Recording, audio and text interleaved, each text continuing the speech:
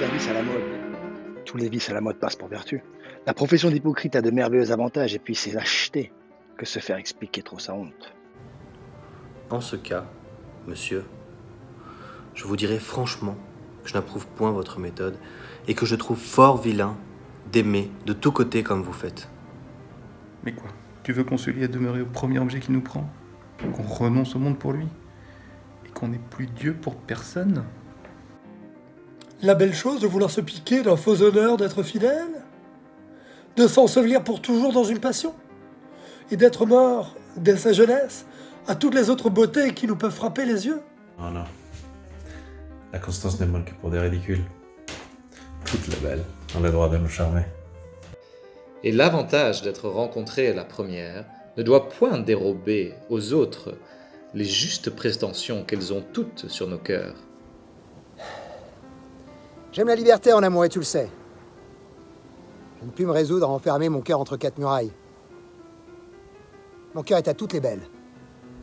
Et c'était à elles de le prendre, tour à tour, et de le garder tant qu'elles le pourront. Pour moi, la beauté me ravit partout, où je la trouve. Et je cède facilement à cette douce violence dont elle nous entraîne. J'ai beau être engagé, l'amour que j'ai pour une belle n'engage point mon âme à faire une injustice aux autres. Je conserve des yeux pour voir le mérite de toutes et rends à chacune les hommages et les tributs où la nature nous oblige.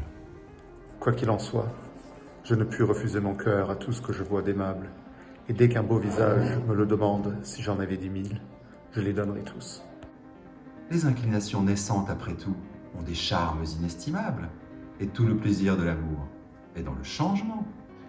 On goûte une douceur extrême à réduire par cent hommages le cœur d'une jeune beauté, à voir de jour en jour les petits progrès qu'on y fait.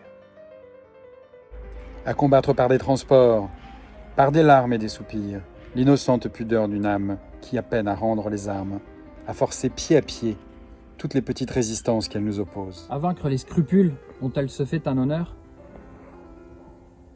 et l'emmener doucement où nous avons envie de la faire venir. Mais lorsqu'on a aimé une fois, il n'y a plus rien à dire, ni rien à souhaiter.